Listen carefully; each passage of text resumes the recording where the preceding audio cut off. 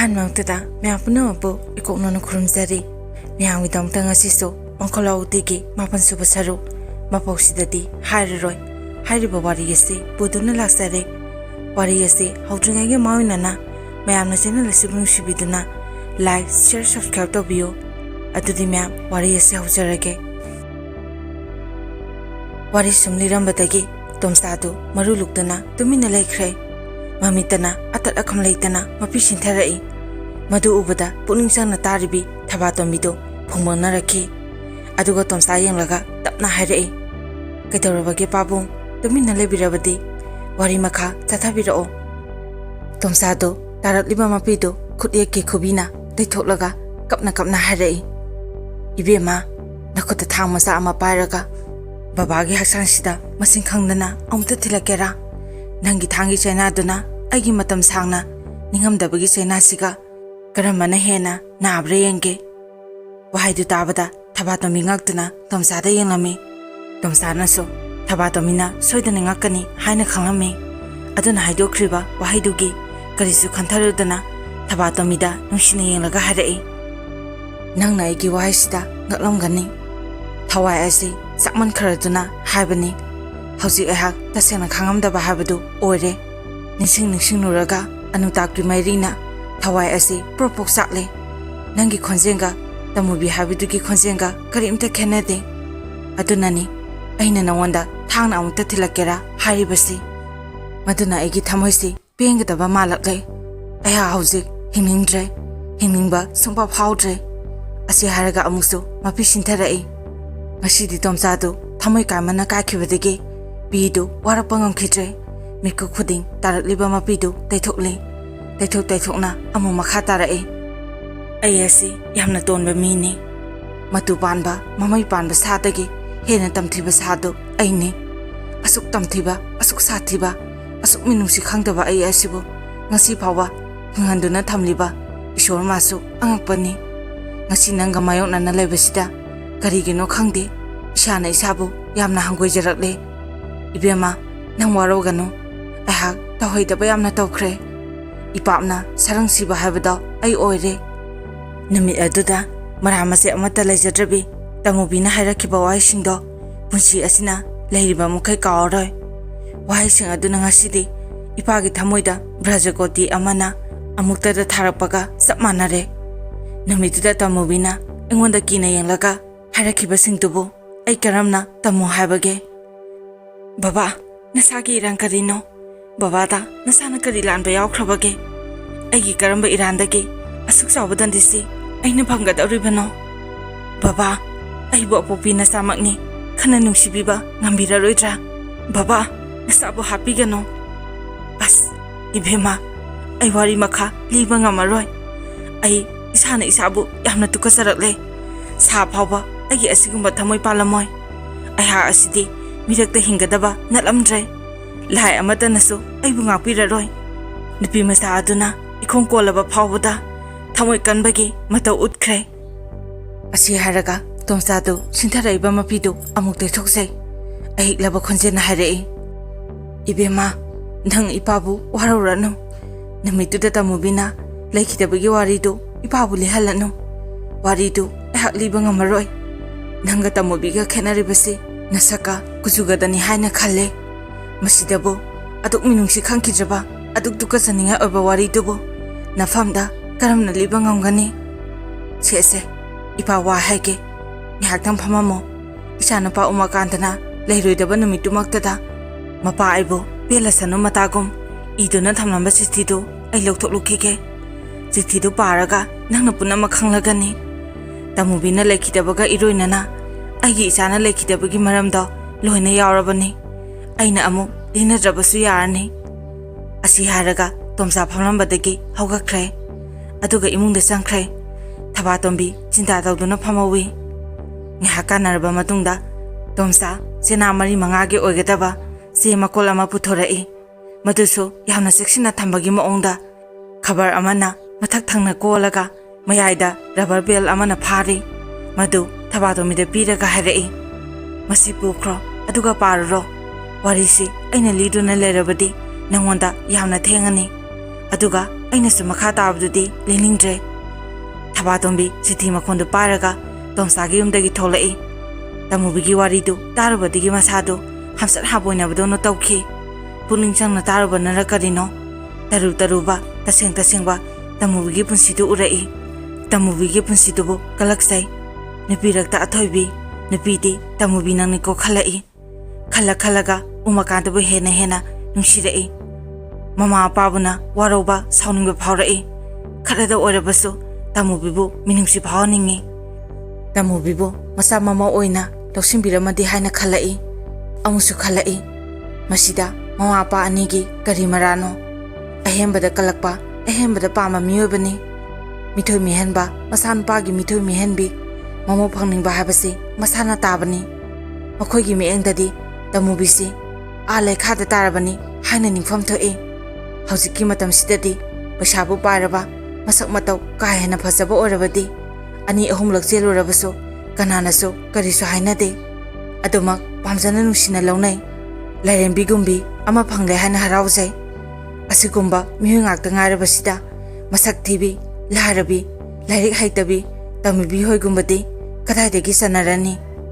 ꯃꯁꯤꯗꯅꯤ ꯙꯥ ꯎꯃꯥꯀꯥꯟꯇꯒꯤ ꯃꯥꯁꯨ ꯅꯤꯉꯣꯟꯅꯤꯀꯣ ꯍꯥꯏꯕ ꯋꯥꯍꯩꯁꯤꯗ ꯌꯥꯝꯅ ꯐꯖꯔꯤꯕꯁꯤ꯫ ꯑꯗꯨꯅ ꯇꯃꯨꯕꯤ ꯑꯃꯔꯣꯝꯗꯗꯤ ꯅꯪ ꯑꯁꯦ ꯅꯔꯥꯕꯛ ꯌꯥꯝ ꯐꯩ ꯍꯥꯏꯅꯤꯡꯉꯤ꯫ ꯑꯇꯩꯅ ꯈꯪꯕꯤ ꯎꯕꯤꯗ꯭ꯔꯕꯁꯨ ꯃꯔꯨ ꯆꯪꯕ ꯃꯤꯁꯛ ꯑꯃꯅꯗꯤ ꯅꯪꯒꯤ ꯐꯖꯕꯕꯨ ꯎꯔꯤ꯫ ꯅꯪꯒꯤ ꯐꯖꯕꯗ ꯉꯥꯎꯖꯈꯤ꯫ ꯚꯥꯕꯣꯛ 1,000ꯒꯤ ꯃꯅꯨꯡꯗ ꯑꯃꯈꯛꯇꯪꯅ ꯋꯥꯔꯤ ꯑꯁꯤꯒꯤ ꯃꯍꯥꯎ ꯁꯨꯞꯄ ꯉꯝꯂꯕꯗꯤ ꯑꯏꯕꯒꯤ ꯃꯍꯩ ꯌꯥꯟꯕꯒꯨꯝꯕ ꯖꯥꯠꯅꯤ꯫ ꯑꯇꯥꯡꯕ ꯄꯣꯠꯇꯤ ꯑꯇꯥꯡꯕꯇꯅ ꯈꯪꯉꯤ ꯍꯥꯏꯕꯗꯨꯅꯤ꯫ ꯑꯁꯨꯝꯅ ꯊꯕꯥꯇꯣꯝꯕꯤ ꯑꯄꯨꯅꯕ ꯋꯥꯈꯜ ꯑꯃꯗ ꯂꯥꯛꯄꯅ ꯑꯆꯠ ꯑꯋꯣꯡ ꯀꯅꯥ ꯊꯦꯡꯅꯈꯤꯕꯒꯦ ꯍꯥꯏꯕꯗꯣ ꯀꯔꯤꯃꯠꯇ ꯅꯤꯡꯁꯤꯡꯕ ꯉꯝꯈꯤꯗꯦ꯫ ꯅꯨꯡꯁꯤꯠꯅ ꯍꯨꯝꯗꯨꯅ ꯄꯨꯕ ꯑꯀꯦꯟꯕ ꯎꯅꯥ ꯑꯃꯒꯨꯝꯈꯤ꯫ ꯑꯗꯨꯕꯨ ꯆꯠꯂꯤꯕ ꯀꯧꯕꯅꯤꯅ ꯃꯌꯨꯝ ꯌꯧꯔꯦ꯫ ꯃꯇꯝꯗꯨ ꯅꯨꯃꯤꯗꯥꯡꯋꯥꯏꯔꯝꯒꯤ ꯄꯨꯡ 4 ꯍꯦꯜꯂꯝꯃꯦ꯫ ꯃꯃꯥꯅ ꯂꯧꯀꯥꯔꯛꯄꯒꯤ ꯃꯇꯝ ꯑꯣꯏꯔꯝꯂꯦ꯫ ꯊꯕꯥꯇꯣꯝꯕꯤꯗꯨ ꯆꯤꯊꯤꯗꯨ ꯄꯥꯅꯤꯡꯕꯅ ꯂꯣꯏꯔꯕꯅꯤ꯫ ꯑꯗꯨꯕꯨ ꯃꯃꯥꯅ ꯂꯧꯀꯥꯔꯛꯄꯒꯤ ꯈꯜꯂꯨꯕꯗ ꯆꯤꯊꯤꯗꯨ ꯍꯥꯡꯗꯣꯛꯄ ꯉꯝꯗ꯭ꯔꯦ꯫ ꯈꯜꯂꯛꯏ ꯆꯤꯊꯤꯁꯤ ꯍꯧꯖꯤꯛ ꯄꯥꯕꯗ ꯅꯨꯡꯉꯥꯏꯔꯔꯣꯏ, ꯐꯔꯛ ꯇꯥꯔꯅꯤ꯫ ꯍꯣꯔꯦꯟ ꯅꯨꯃꯤꯗꯥꯡ ꯆꯥꯛꯆꯥ ꯇꯣꯛꯂꯒ ꯐꯃꯨꯡꯗ ꯑꯣꯏꯅ ꯄꯥꯔꯒꯦ꯫ ꯃꯔꯝꯗꯤ ꯇꯟꯖꯥ ꯃꯦꯟꯖꯥ ꯆꯥꯗ꯭ꯔꯕꯗꯤ ꯈꯣꯟꯊꯤ ꯆꯥꯏ ꯍꯥꯏꯕꯗꯨ ꯃꯃꯥꯡꯒꯤ ꯅꯨꯃꯤꯠꯇ ꯈꯪꯈ꯭ꯔꯕꯅꯤ꯫ ꯑꯁꯤ ꯈꯟꯗꯨꯅ ꯆꯤꯊꯤꯒꯤ ꯃꯀꯣꯟꯗꯨ ꯃꯣꯝꯄꯥꯛ ꯃꯈꯥꯗ ꯂꯪꯁꯤꯜꯂꯝꯂꯒ ꯃꯄꯥꯟꯗ ꯊꯣꯛꯂꯛꯂꯦ꯫ ꯇꯧꯅꯤꯡꯉꯥꯏ ꯊꯕꯛꯇꯤ ꯑꯃꯠꯇ ꯂꯩꯇ꯭ꯔꯕꯅꯤ꯫ ꯉꯁꯥꯏ ꯃꯃꯥꯅ ꯂꯧꯕꯨꯛꯇ ꯆꯠꯈꯤꯕꯒ ꯇꯣꯝꯆꯥꯒꯤ ꯌꯨꯝꯗ ꯆꯠꯇ꯭ꯔꯤꯉꯩ ꯃꯃꯥꯡꯗ ꯂꯣꯏꯅ ꯇꯧꯊꯣꯛꯇꯨꯅ ꯂꯣꯏꯈ꯭ꯔꯕꯅꯤ꯫ ꯑꯗꯨꯕꯨ ꯇꯧꯅꯤꯡꯉꯥꯏ ꯂꯩꯇ꯭ꯔꯦ ꯍꯥꯏꯗꯨꯅ ꯂꯦꯝꯅ ꯂꯩꯊꯣꯛꯄ ꯍꯩꯇꯕꯤ ꯊꯕꯥꯇꯣꯝꯕꯤꯅꯤ꯫ ꯀꯔꯤ ꯇꯧꯁꯤꯒꯦ ꯍꯥꯏꯅ ꯈꯜꯂꯛꯏ꯫ ꯍꯌꯦꯡ ꯑꯌꯨꯛ ꯇꯩꯒꯗꯕ ꯇꯨꯜꯁꯤꯕꯣꯡ ꯑꯀꯣꯏꯕꯗꯨ ꯍꯧꯖꯤꯛ ꯇꯩꯊꯣꯛꯂꯒꯦ ꯈꯟꯅ ꯇꯩꯊꯣꯛꯆꯩ꯫ ꯙꯨꯞ ꯊꯥꯎꯃꯩ ꯊꯥꯒꯦ ꯍꯥꯏꯅ ꯇꯧꯕ ꯃꯇꯝꯗꯨꯗ ꯃꯃꯥ ꯏꯕꯦꯆꯥꯎꯕꯤ ꯂꯧꯀꯥꯔꯛꯏ꯫ ꯃꯆꯥꯅ ꯀꯔꯤꯁꯨ ꯇꯧꯔꯝꯗꯕ ꯃꯍꯧꯁꯥꯒꯨꯝ ꯁꯤꯠ ꯅꯥꯟꯅ ꯂꯣꯏꯁꯤꯟ ꯈꯣꯝꯖꯤꯜꯂꯝꯕꯗꯨ ꯎꯕꯗ ꯍꯔꯥꯎꯖꯩ꯫ ꯑꯗꯨꯒ ꯍꯥꯏꯔꯛꯏ ꯑꯩꯒꯤ ꯏꯆꯥꯁꯤ ꯉꯁꯤꯗꯤ ꯀꯌꯥꯗ ꯃꯔꯝ ꯃꯣꯛꯈ꯭ꯔꯕꯅꯣ, ꯀꯌꯥꯗ ꯅꯨꯡꯁꯤꯈ꯭ꯔꯕꯅꯣ꯫ ꯑꯗꯣ ꯅꯁꯥꯗꯤ ꯀꯔꯤꯁꯨ ꯇꯧꯗꯦꯗꯅ? ꯃꯗꯨꯗ ꯊꯕꯥꯇꯣꯝꯕꯤꯅ ꯅꯣꯛꯂꯒ ꯈꯨꯝꯃꯛꯏ ꯀꯔꯤꯕꯨ ꯇꯧꯅꯦꯒꯦ ꯏꯃꯥ, ꯑꯩ ꯀꯔꯤꯁꯨ ꯇꯧꯗꯦ꯫ ꯑꯁ ꯑꯩꯗꯤ ꯅꯪꯒꯤ ꯉꯔꯥꯡꯒꯤ ꯑꯍꯤꯡꯒꯤ ꯃꯇꯧꯗꯨꯗ ꯀꯌꯥꯗꯤ ꯍꯩꯅꯈꯤꯗ꯭ꯔꯦ꯫ ꯂꯧꯕꯨꯛ ꯃꯌꯥꯏꯗꯨꯗ ꯑꯗꯨꯗ ꯈꯟꯗꯨꯅ ꯂꯩꯈꯤ꯫ ꯃꯤꯆꯤꯛ ꯃꯤꯔꯥꯎ ꯈꯨꯟꯅ ꯇꯥꯗ꯭ꯔꯕ ꯏꯆꯤꯛ ꯍꯨꯜꯂꯕ ꯑꯍꯤꯡꯒꯤ ꯃꯇꯝꯗꯨꯗ ꯕꯥꯁꯤ ꯈꯣꯟꯖꯦꯜ ꯇꯥꯏ ꯍꯥꯏꯔꯛꯄꯗꯨꯗꯗꯤ ꯏꯃꯥꯗꯤ ꯀꯤꯈꯤꯕꯅ ꯂꯋꯥꯏ ꯁꯥꯈ꯭ꯔꯦꯗꯅ꯫ ꯅꯪꯅ ꯎꯌꯨꯡꯒꯤ ꯕꯣꯟꯗ ꯆꯪꯂꯨꯕ ꯕꯥꯁꯤ ꯈꯣꯟꯖꯦꯜ ꯇꯥꯏ ꯍꯥꯏꯕꯗꯣ ꯑꯗꯨꯇꯅꯤ ꯑꯩꯅ ꯉꯔꯥꯡꯗꯒꯤ ꯍꯧꯖꯤꯛ ꯐꯥꯎꯕꯗ ꯈꯜꯂꯛꯏꯕꯁꯤ꯫ ꯑꯗꯨꯕꯨ ꯅꯪꯅ ꯀꯔꯤꯁꯨ ꯇꯧꯗꯦ ꯍꯥꯏꯔꯕꯅꯤꯅ ꯏꯃꯥ ꯌꯥꯝꯅ ꯅꯨꯡꯉꯥꯏꯔꯦ꯫ ꯆꯥꯛꯇꯣ ꯊꯣꯡꯗꯣꯛꯂꯨꯔꯣ, ꯍꯥꯎꯕ ꯍꯥꯎꯇꯕ ꯆꯥꯃꯤꯟꯅꯔꯒ ꯈꯔ ꯉꯟꯅ ꯇꯨꯝꯅꯕ ꯇꯧꯁꯤ꯫ ꯉꯔꯥꯡꯁꯨ ꯅꯪꯗꯤ ꯐꯖꯅ ꯇꯨꯝꯍꯧꯗ꯭ꯔꯕꯅꯤ꯫ ꯍꯣꯏ ꯏꯃꯥ꯫ ꯑꯁꯤ ꯍꯥꯏꯔꯝꯂꯒ ꯊꯕꯥꯇꯣꯝꯕꯤ ꯙꯨꯞ ꯊꯥꯎꯃꯩ ꯊꯥꯔꯝꯂꯒ ꯆꯥꯛ ꯊꯣꯡꯅꯕ ꯆꯥꯛꯁꯪꯗ ꯆꯪꯂꯛꯏ꯫ ꯑꯉꯛꯄꯅꯤ ꯃꯤꯑꯣꯏꯕꯒꯤ ꯉꯥꯏꯉꯝꯗꯕ ꯃꯆꯠ ꯍꯥꯏꯕꯁꯦ꯫ ꯅꯨꯃꯤꯠ ꯐꯥꯎ ꯇꯥꯗ꯭ꯔꯤ ꯑꯗꯨꯕꯨ ꯊꯕꯥꯇꯣꯝꯕꯤ ꯆꯤꯊꯤ ꯑꯗꯨ ꯌꯥꯝꯅ ꯊꯨꯅ ꯄꯥꯅꯤꯡꯕꯒꯤ ꯃꯌꯥꯏꯅ ꯃꯇꯝꯕꯨ ꯊꯨꯅ ꯍꯧꯈꯤꯕꯗꯨ ꯄꯥꯝꯂꯛꯏ꯫ ꯃꯃꯥꯅ ꯆꯥꯛ ꯇꯣꯛꯂꯒ ꯉꯟꯇꯥꯅ ꯐꯃꯨꯡꯗ ꯇꯨꯝꯈꯤꯕꯗꯨ ꯄꯥꯝꯂꯛꯏ꯫ ꯍꯥꯏꯅ ꯂꯦꯞꯄ ꯂꯩꯇꯕ ꯃꯇꯝꯅ ꯑꯁꯨꯝ ꯆꯠꯈꯤꯕꯗꯒꯤ ꯍꯧꯖꯤꯛ ꯅꯨꯃꯤꯗꯥꯡꯒꯤ ꯄꯨꯡ 9 ꯇꯥꯈ꯭ꯔꯦ꯫ ꯃꯃꯥ ꯃꯆꯥ ꯑꯅꯤꯁꯨ ꯆꯥꯛꯆꯥ ꯇꯣꯛꯅꯗꯨꯅ ꯂꯨꯈꯥꯛ ꯆꯒꯨꯝ ꯄꯨꯝꯅꯃꯛ ꯁꯦꯡꯇꯣꯛ ꯇꯩꯊꯣꯛꯄ ꯂꯣꯏꯈ꯭ꯔꯦ꯫ ꯇꯨꯝꯅꯕꯒꯤꯗꯃꯛ ꯃꯁꯥꯒꯤ ꯐꯃꯨꯡꯗ ꯆꯪꯒꯗꯕꯗ ꯃꯉꯥꯏꯔꯦ꯫ ꯃꯇꯝꯁꯤꯗ ꯃꯃꯥꯅ ꯍꯥꯏꯔꯛꯏ ꯉꯁꯤꯁꯨ ꯏꯃꯥ ꯏꯆꯥ ꯄꯨꯟꯅ ꯇꯨꯝꯃꯤꯟꯅꯁꯤ꯫ ꯉꯔꯥꯡꯒꯤ ꯃꯇꯧꯗꯣ ꯈꯜꯂꯨꯕꯗ ꯏꯃꯥ ꯌꯥꯝꯅ ꯅꯨꯡꯉꯥꯏꯇꯦ꯫ Maduda Tabatomina Kansaba, Ningshaba Punama, Kaibitare Kanduna, Tapna Harei.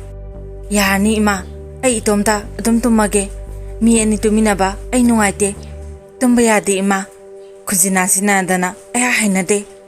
Maduda mamana, Pet Hadutuna, Chatna Sana Harei. Ay nahena talibani, Nangidamata Habiraga, Kayamu, Hekena, Kuzinasina dana. Asi haraga, Ibisabi, Masaki Kata Sanglai.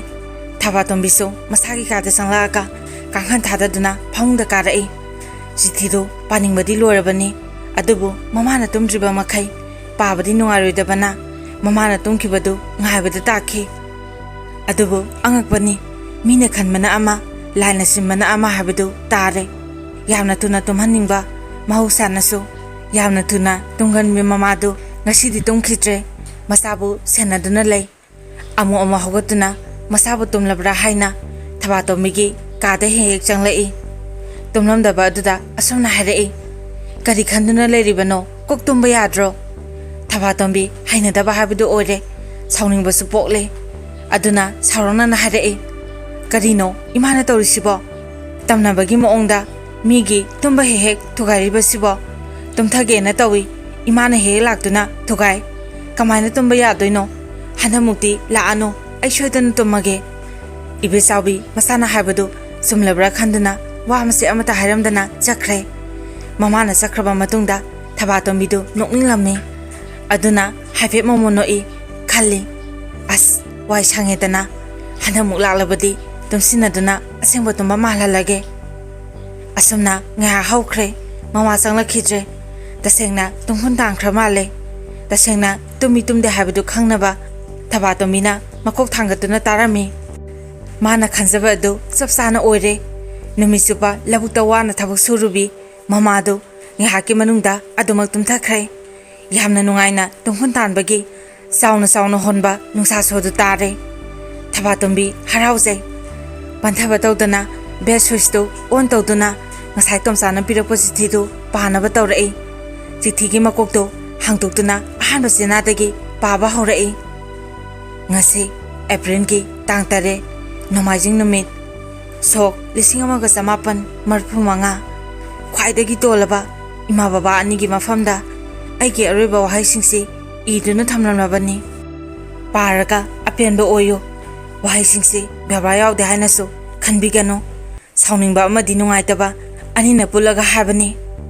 Magi nungshibibbo, hat krabada, lehoriba nungshibiduna, karito pam topage, laman kumpam, toktabra, ngamoy hana kanbra, Prithivigi, Akanba Amatana, Lemon Kuning Manangaraba, Aigi Mangda, Mikup Amapana, Lepangamoy, Aigi Apopo Ipama, Nalam Dravadi, Brahman Oinaba, Ulunga Davani, Adubo, Nuhaitre, sounding a Haidunaso, Apopo Mapamaktada, Kutaba Habadumakti, Nasana Toramaroy, Aduktukasaba, Lamsat Night of Gimatodu, Aidi Oiroi, Hosi, Belongani Haina Kali, Bempam Setoe, Amuka Hena Penaba, Nasana Toragani, Nasimak Nasaso, Magi Marata Satlagani, Matamduda, Highway in the Banasane Haiduna, Namitegi, Napishinterakano, Tukasaba Misakni Kanduna, Kakna no, Nakoi Naibo, Sianing Badegi, Taba Sipang Tokibani, Highway the Bigimaram, Karilebege, Nasagi Punshidegi, Ikai Pirukumbana, Hena Luihana Kalabanatra,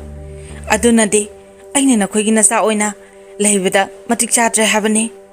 Aina Lady Makai, Nakogi Ikai Pirukumba Habadu, Oiragani.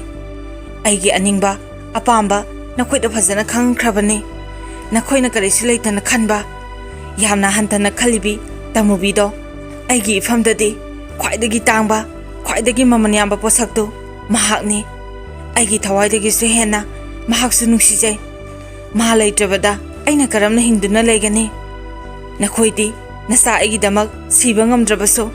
Aidi, Aigi Nungshibidama, Siragani. Makada Irakatoriba, Wahising Asina, Aina, Imababu, Gagimatic, Benkidre Habadu, Kanzero.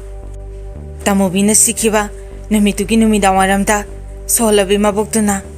Isu halaktre, Hosik Bawa, Isu halaktre Haiduna, Lekaida, Sangduna, Kaptuna Lauki, Nihaki Manunda, Miam Torotuna, Wawa Lauki. Aisutardana, angakpa amaga loinana miha marakta yaukhi masi nakhoi khanglibaduni kamai taurino amana amada koyang hangnakhi mipum khutimak tamubina long he khonba mafamdu tamna satnakhi khongda kumduna chingkaduna kwiti thinakhi adubu thibada phangkhite thibada su phangaktraba mamsila abadudadi mahi ngangna rakhi madudi masala shabini nupa amada selambasu yai haina adubu thibadi lepna khite numitaraba pumama phaba kwiti thinakhi thiba mafangdraba adudadi chenkhiba oramani haina punamakna lepnakhi ainatana ayama misingna maduda yanakhi haye nongalaga asengba khangnane haiduna ama sakhi ani sakhi tawduna langambani lambasing ado hausikti pumsiksi haure lehori ba haibabu ai domdanga haure mipum khutimakna chelamani haragaso aidi aigi iwa khana yaninkhide numito ai ngawkhi lefam safam khangkhide ngasai lakpada mamsila ek khangduna dosla ama ai loina rakhi doslai tu kap tuna ngasai mayamna thikraba mafamduda hanjin thi masi mayamu thajarudabagi wadinate tafong khangdadana ngawbodagini asumna ngawduna amada mu satuna leiringai hausik numidangi pung 10 takhre masimaktata aihak yumda halage aina khankhide mamaida aingonda wakhala malakhi khongsigi maningda yamna nakna chinglei chingthak asi yona kaduna ngasai mayamna thinakhi aduga chingasiga tainariba loknu asidadi mayamda yona khide numidangi pung 10 tare adubu matamdubo aihak mafamduda lei sak chadre habagi aram khorangba aingonda phaude atengba ahingni amamba chingagi mafamni haibagi aingonda akiba phaude thoina henadum suklaba mafamduda sangduna tamubibu aina thiningki wakhala sina lamsingduna doslai kapaga chingina pomda leiriba loksabaduda ai changlakhi lokungdugi manungda amadagi amada doslai kaptuna thirame asumna koina thiraba matungda ngihak leragadi khonsena matarakhi madudi kanagumbi amana chena khangduna nahebagi khonjeni aihak tariba khonjendugi makeromda doslai tu kaptuna changsilame adugadi inaknakna mamai makok punama ina punuluptuna tamubina asibagum taduna lerame aihak thamoi kaikhi kyamuk thina kaibage hababu wahaina phongdokpada yawaroi yamna thuna changsilaga manakta phamtharame makoktu thangatuna aigi faiganda mokhana halame aduga kyam thingna soklabage habadu doslai kaptuna yenglame aina kapna haiki tamubi karino nangna tawramli basibo nangbu asomna tawhalamiba mahak adubu kanano hayo nangbu asigi phibamda lehalami basi kanano hayo tamubi gyan manglamdri aigi khonjensi tabada aini khangladuna mamitu tapna pangthorai aduga ingonda nungsina yenglaka matat oiba wahaina tapna harai dada ayam nungaire nangna ibu thibirakpase hainingai leitena nungaire asigumba matamasida nangbu uba phangjabase aihak yamna pele asigumna penba matungda amuk phanglaroi aihak gyana malakhi mahakpu yamna thuna hospitalda purabadi soidana phagane haina masi khanduna aina phingna haiki tamubi nang karisi tawroi hosima doctor da satnaba tawsi nangbu aina aigi inanganda poduna pugani matuda tamubi na manga haraga tapna harai purano kanararoi ngihak tangdi aibu asumna pothalo mahakki matawsida ahak phingdre thamoi asisu hena kairakle pendaba sauningbana khonikalapna haiki adudi hayo nahakpu kanana asumna ohalibeno misaktu angona umta hayu tamubina khomningdana hainingdana harai ai khangde maduda aina khangnina amuso haiki khangdaba yaroi nangna soidana khampham thoi karigi kirebano kigano misakto angonda hayu tamubi se angonda lotkano tamubi tumina lekhi aishu mana kari harapage habadu tananaba ngihak tumina lekhi asumna ngihak tumina lenarurabage matungda tamubina tapna hairei. Dada, nang babana haiba illo. Babagi asa kahan ngano. Babana nangonda asa yamna sauna thamme. Nangi maramdagi baba se kok yamna siklabane. Babagi aningba khudimang dadana amuta tongalo. Tamobigi wahisida aina loina khangke. Punama ase aibu hek pokliba baba nangmaknani ko haina. Masibu hek khanglabada aina bababu kyagi matik sauningki. Apokpu ipane haina khalактana kalakpena laman khumningki. Tamobina soidana khalangwani. Dadana ibu nungsibiramdrabadi ngasi aina taribada sase taramoy ko haina. Aihak thamoy kaki saklaba thamoysina kapna kapna haiki. Tamobi nangaigi thawaini. Thawai yaudaba karamba hakchang amana hingduna lebe yaukhrabage. Nang yaudana aina miku amataso hingba ngamloi. Se aina thasei nang karisu tawroi. Hosima doctor da satnaba tokse. Asi haiduna aina mabu kolaga hugatke tawi. Maduda mana makhut namana aigi khongda kolaga asumna hairei. Dada lehengano ngihaktangdi aibu nungaina pothahalo. Aihak hauzik yamna ware. Aigi aroiba mikupto hauzik yorakle. Aina hauzik phabu sidana tansa asibu phangalibase mapu magi thaujane. Aroiba pungpham phawda dadagi saktamse uba phanglaroidra. Dadagi khonjense taba phanglaroidra khanjarambane. Adubu hauzikti ai pele. Masidagi hena penjaba nasanda leitre. Asi harba matungda tamubi mamitagi mapi sintharai. Aisu topong khangdana magi mamai mapa sapsana nontharaga mabu nusina yengjaki. Matamsida agi mitagi tarakpa phongphong saba pina magi mamaida tap tap tare. Matamduda mahakna momonoklaga mamiti pangnana tapna harai. Dada hosi engonda awaba nungaitaba amata leitre. Dadagi khongsida mongkhangnaraga aroiba yahib talagani. Khansaba mikupta aihak haifam khangdana nungaire. Dada nangaibu warauganuko. Nangna ifamdagi yamna taningkhiba aduga ainasu ithamoy ase pena haijaningba wahai simadi mapoksida hairaroiko. Haiba tarabadi dadagi laman singba saknakhrani. Ai dadagi laman mapung phana tolaga chatninge. Aina mapu magi mafamda tat launam yaudana thamoy sekna haijari. Mathangi mapokta dadagi lamanse mapung phana singba ngamhanbiyu. Kautokkiba leirabasu matam sana ningsinghanbiyu. Asi haraga tamubi tapna tapna masadu lekthakre. Holamba nungsasor chaplepkhre. Phongphong saramba masadu tapna tapna ingthakre. Aina khutyekki khubina mapidu taitholaga kapna kapna haiki. Chatloko tamubi aisu nanakta soidana laklagani. Ngasi asimadi aigi ima ipana penba phaunaba wahai kharadang iduna thanamlage. Mata asida Pabgkhokla utigi mapan suba saruk meyamda tahansaba loijare. Masigi makhadi Pabgkhokla utigi aroiba saruk Thoding hubi hairiba wari asi puduna laksage. Mayam punamak aroiba saruk ngaiduna lebiramo.